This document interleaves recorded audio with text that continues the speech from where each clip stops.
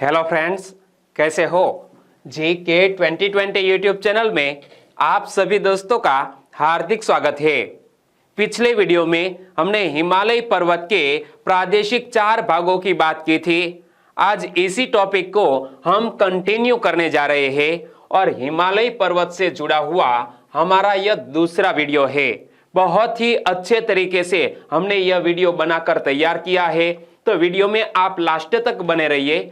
Last में comment section में जरूर बताना कि यह वीडियो आपको कैसा लगा। ओके, और अभी तक आपने हमारी GK 2020 चैनल को सब्सक्राइब नहीं किया है तो प्लीज सब्सक्राइब कर लीजिए। पास में जो बेल आइकन है उसे भी प्रेस कर दीजिए, क्योंकि आने वाले हर एक वीडियो की अपडेट आपको मिलती रहे। और मैं जो यहाँ हिमालय पर्वत के बारे में पढ़ाऊंगा, उनसे जुड़े संबंधित क्वेश्चन भी आपको मैं यहाँ स्क्रीन पर पूछने वाला हूँ और आपको गैस करना है कि सही आंसर क्या आएगा।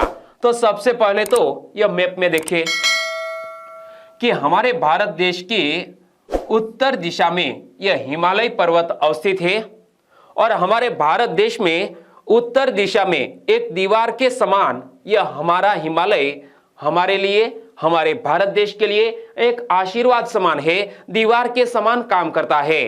क्योंकि यदि चीनी सेना हमारे भारत देश पर यदि आक्रमण करती है तो हिमालय हमारे लिए एक रक्षा का काम करता है। और पूरी पर्वत श्रेणी में आप देखेंगे कि हिमालय कहां से कहां तक विस्तृत है। तो यहां कुछ हिस्सा पाकिस्तान में भी है, बाद में यहां पंजाब हिमालय, यहाँ पर कुमाऊं हिमालय, यहाँ पर नेपाल हिमालय और यहाँ पर असम हिमालय। और यहाँ लास्ट में देखें तो यहाँ म्यांमार देश के उत्तर में यहाँ हिमालय स्पर्श करता है, यानी कि हिमालय की जो रेंज है वो पाकिस्तान, कुछ हिस्सा यहाँ अफगानिस्तान, भारत, नेपाल, भूटान और म्यांमार तक फैली हुई है।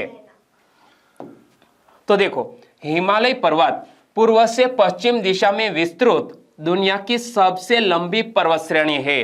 दुनिया में ज्यादातर जो पर्वत है वो उत्तर से दक्षिण दिशा में है, लेकिन हिमालय एक ऐसी पर्वत श्रेणी है जो उत्तर दक्षिण में नहीं फैली हुई है, बल्कि पूर्व पश्चिम दिशा में फैली हुई है। इमेज में आप देख सकते हैं। हिमालय पर्वत श्रेणी के अलावा अन्य पर्वत श्रेणियों का विस्तार जैसे एंडीज पर्वत श्रेणी, रॉकी पर्वत श्रेणी, ग्रेट डिवाइडिंग रेंज तथा यूराल पर्वत श्रेणी, ये सभी पर्वत श्रृंखलाएं उत्तर से दक्षिण दिशा में है।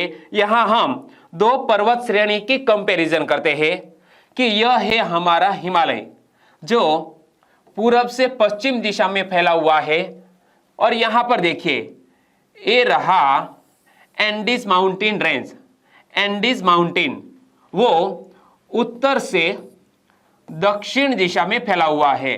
तो विश्व में ज्यादातर पर्वत श्रृंखलाएं उत्तर से दक्षिण दिशा में फैली है, जबकि हिमालय पूरब से पश्चिम दिशा में फैली दुनिया की सबसे लंबी पर्वत श्रेणी है। क्लियर? चलिए आंसर बताइए। निम्न में से कौन सी पर्वत श्रेणी पूर्व से पश्चिम दिशा में विस्तृत दुनिया की सबसे लंबी पर्वत श्रेणी है? तो मैंने आपको समझाया कि पूरब से पश्चिम दिशा में फैली दुनिया की सबसे लंबी पर्वत श्रेणी का नाम है हिमालय पर्वत श्रेणी। सही आंसर बनेगा ऑप्शन डी। चलिए एक और क्वेश्चन।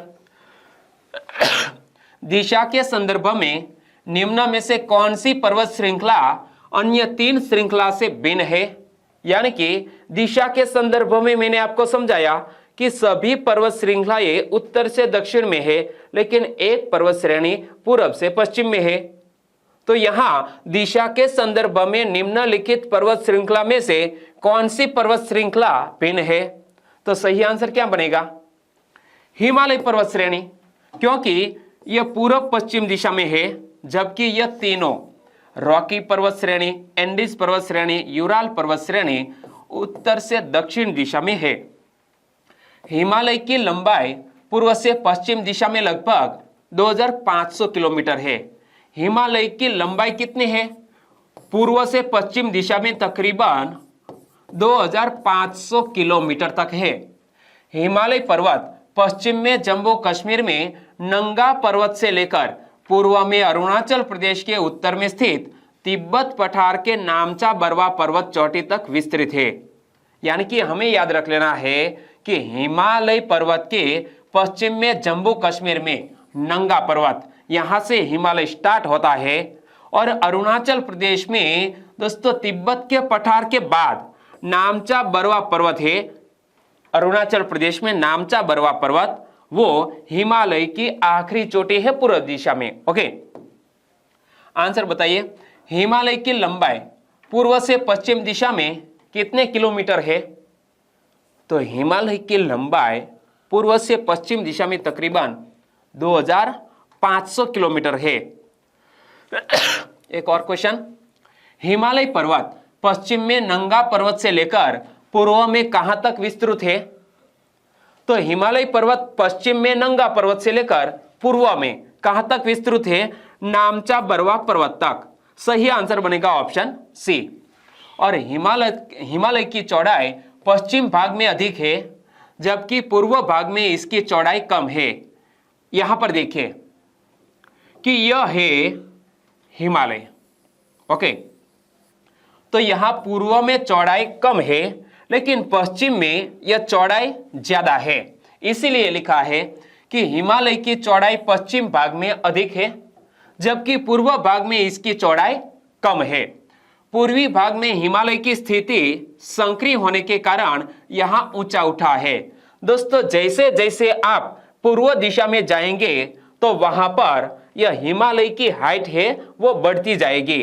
जैसे जैसे आप संकरी दिशा की ओर जाएंगे तब हिमालय की हाइट बढ़ती जाएगी।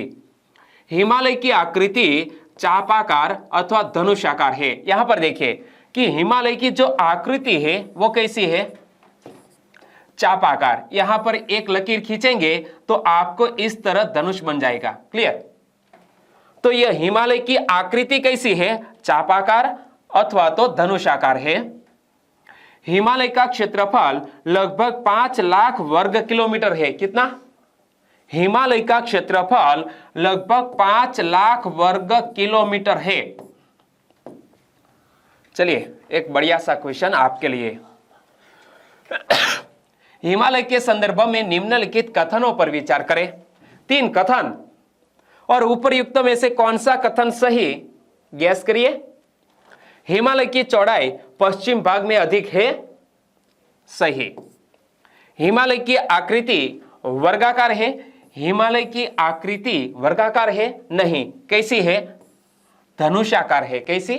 धनुषाकार। तो यह कथन गलत। पूर्व भाग में हिमालय की चौड़ाई कम है, मैंने आपको बताया मैप में कुछ इस तरह। तो पूर्व भाग में हिमालय की चौड़ाई कम है, यह कथन सही। और हमें पूछा गया है कौन सा कथन सही है? 1 और 3 नंबर का कथन सही, तो आंसर बन जाता है ऑप्शन सी। हिमालय पर्वत के उत्तर भाग में तिब्बत का पठार स्थित है तथा तिब्बत के पठार के उत्तर में क्युनलुन पर्वत श्रेणी है। क्या? क्युनलुन पर्वत श्रेणी यह तिब्बत के पठार के उत्तर में स्थित है। हिमालय अपने पूर्वी छोर एवं पश्चिमी छोर पर दक्षिणवर्ती मोड़ दर्शाता है।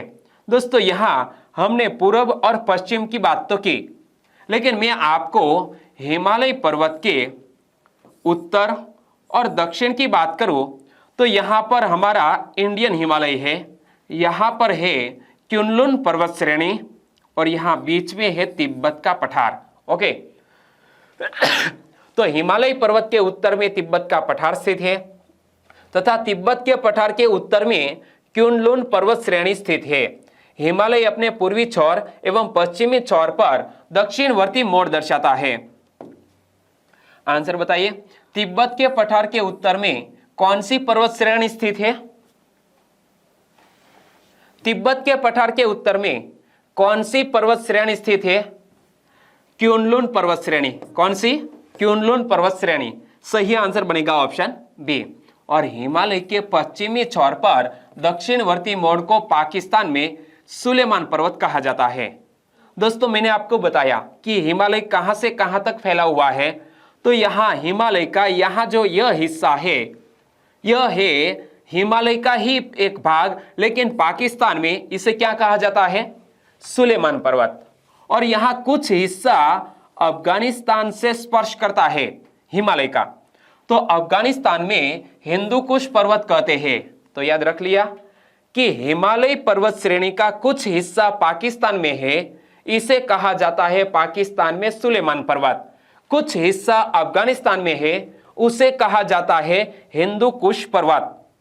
तो यहां से दो क्वेश्चन कि हिमालय के पश्चिमी छोर पर दक्षिणवर्ती मोड़ को पाकिस्तान में क्या कहते हैं? पाकिस्तान में कहते हैं सुलेमान पर्वत। सही आंसर ऑप्शन बी। लेकिन यह क्वेश्चन कि हिमालय के पश्चिमी छोर पर दक्षिणवर्ती मोड़ को अफगानिस्तान में क्या कहते हैं? हिमालय के पश्चिमी छोर पर दक्षिणवर्ती मोड़ को अफगानिस्तान में कहते हैं हिंदुकुश पर्वत। सही आंसर ऑप्शन सी। और हिमालय के पूर्वी छोर पर स्थित दक्षिणवर्ती मोड़ को पूर्वोत्तर भारत के राज्यों में अलग अलग नामों से जाना जाता है। क्या? हिमालय के पूर्वी छोर पर। तो यहां पर मैंने आपको एक मैप दिया है और हिमालय की पर्वत श्रेणी यहां में लकीरें खींचकर पूरी कर देता हूं। ओके, हिमालय। ओके, तो हिमालय के पूर्वी छोर को, ये रहा पूर्वी छोर। पूर्वी छोर पर स्थित दक्षिणवर्ती मोड़, तो यहां यह पूर्वी छोर और पूर्वी छोर के नीचे यह है दक्षिणी मोड़। दक्षिणी मोड़ को पूर्वोत्तर भारत के राज्यों में अलग अलग नामों से जाना जाता है। अरुणाचल प्रदेश में क्या कहा जाता है? पटकई बोम। यहां मैप में देखिए, यहां पर क्या लिखा है? पटकई। और यह कौन सा स्टेट है येलो कलर में? अरुणाचल प्रदेश। कौन सा? यहां तक, एक मिनट, ये रहा अरुणाचल प्रदेश। और यहां पर एक पर्वत श्रेणी है, इसे कहा जाता है पटकई बोम। क्लियर? किस राज्य में? अरुणाचल प्रदेश में। दूसरा शब्द है नागालैंड। तो नागालैंड में हिमालय के इस छोर को नागा पहाड़ी कहते हैं। ये देखो, ये रहा नागालैंड। नागालैंड में एक पर्वत श्रेणी है, इसे कहा जाता है नागा पहाड़ी। आगे बढ़े तो ये रहा मणिपुर। कौन सा राज्य? मणिपुर। मणिपुर में है मणिपुर पहाड़ी। लास्ट में यहां पर है मिजोरम। और मिजोरम में कौन सी पर्वत श्रेणी है?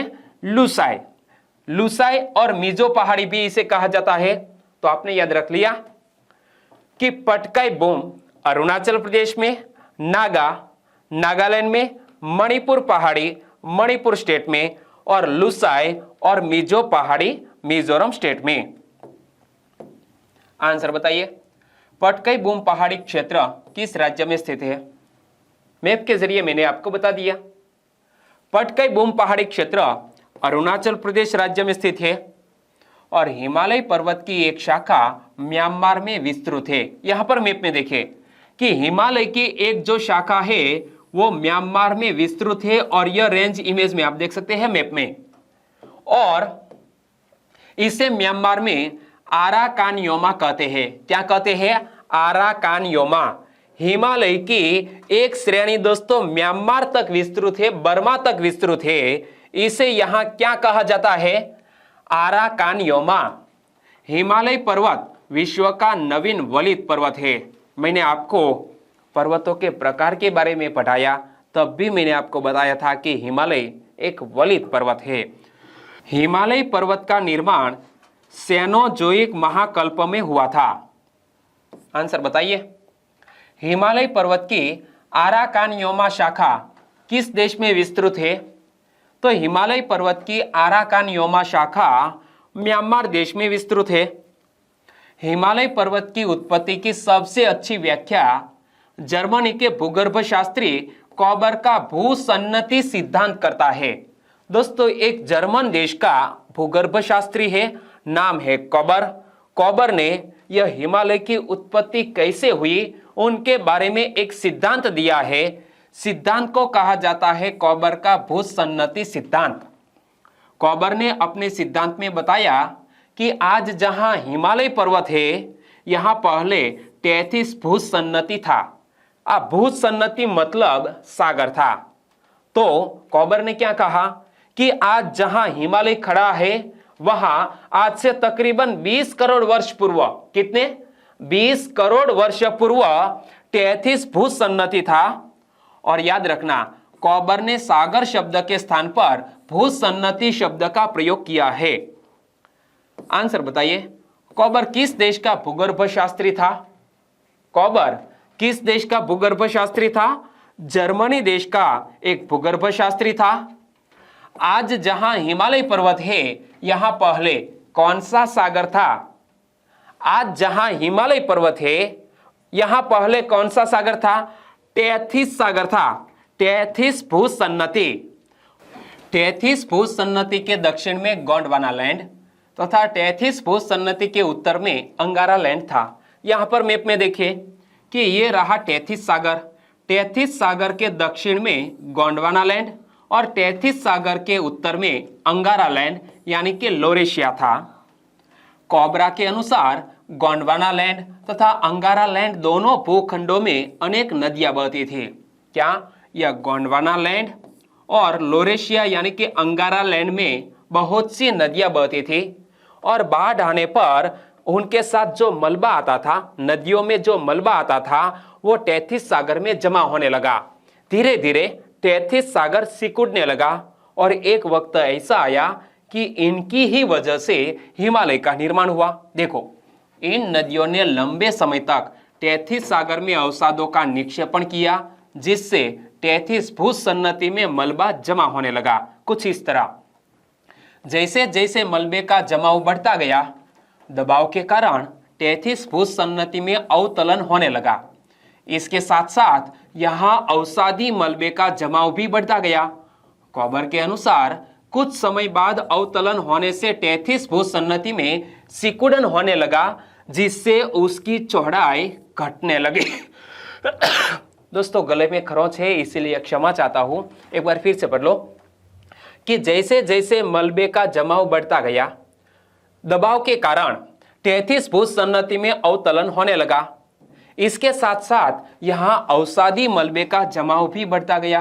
कॉबर के अनुसार कुछ समय बाद अवतलन होने से टेथिस भूसन्नति में सिकुड़न होने लगा, जिससे उसकी चौड़ाई घटने लगी। टेथिस भूसन्नति में सिकुड़न होने से उसमें जमा अवसादी चट्टानों में मोड़ पड़ने लगा अथवा वलन होने लगा। कॉबर कहते हैं कि मोड़ पड़ने की क्रिया मलबे के दोनों किनारों पर अधिक हुई और परिणाम स्वरूप बीच का भाग समतल के रूप में ही ऊपर उठ गया और समतल के रूप में ही ऊपर उठा हुआ यह भाग आज कहलाता है तिब्बत का पठार।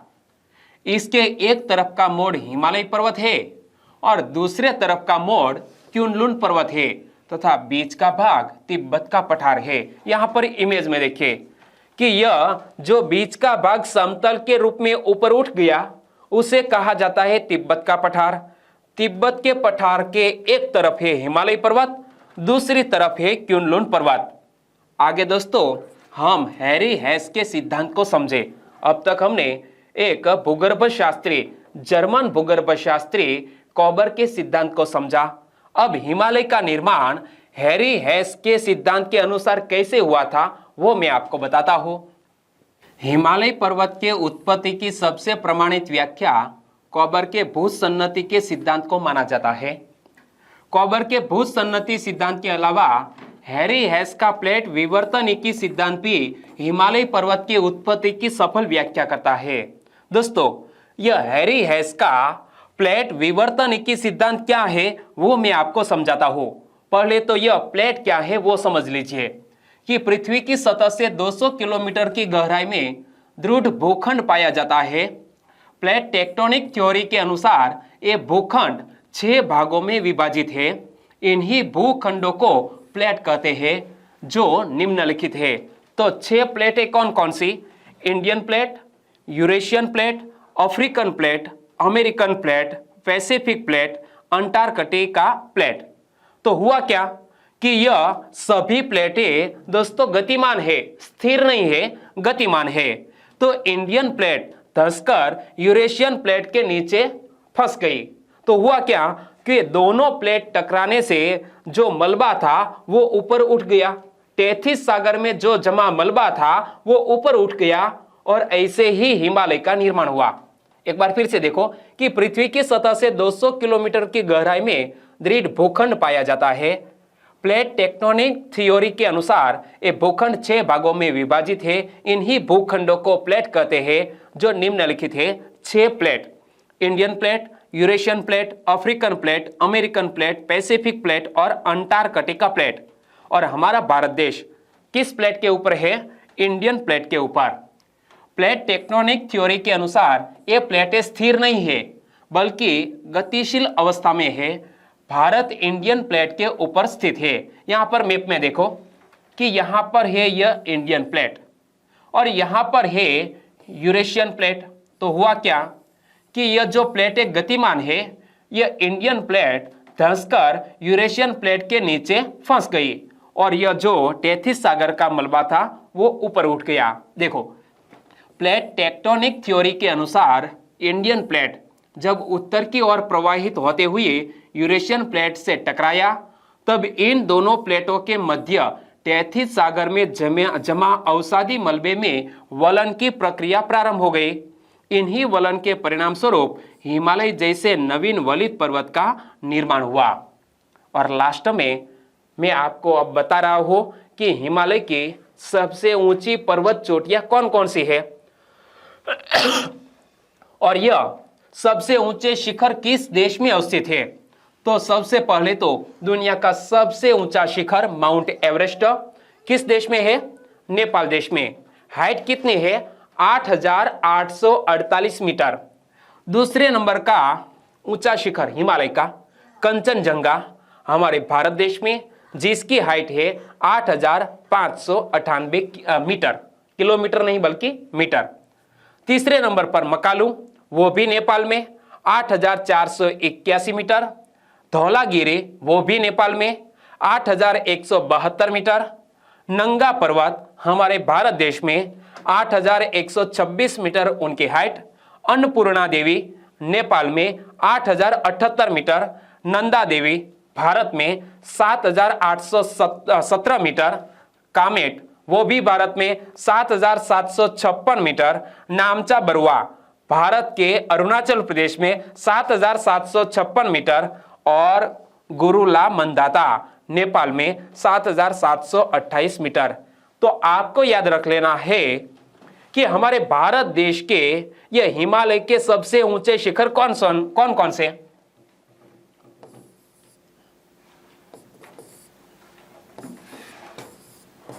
याद रख लिया?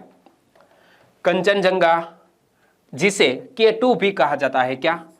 K2 भी कहा जाता है। तो कंचनजंगा, नंगा पर्वत, नंदा देवी, कामेट, नामचा बरुआ हमारे भारत देश के हिमालय में स्थित सबसे ऊंचे शिखर। और नेपाल में माउंट एवरेस्ट, मकालो, धौलागिरी, अन्नपूर्णा और गुरुला मंदाता। ओके, तो यहां हिमालय से जुड़ा हुआ यह वीडियो हम खत्म करते हैं। जो भी महत्वपूर्ण फैक्ट थे वो मैंने आपके सामने रखे। वीडियो वाकई में अच्छा लगा है तो प्लीज लाइक करें और आपके दोस्तों को फेसबुक, व्हाट्सएप या टेलीग्राम के जरिए इस वीडियो की लिंक शेयर करना मत भूलिएगा। बस छोटी सी उम्मीद के साथ वीडियो खत्म करते हैं। आपका दिन शुभ रहे। टेक केयर एंड जय हिंद।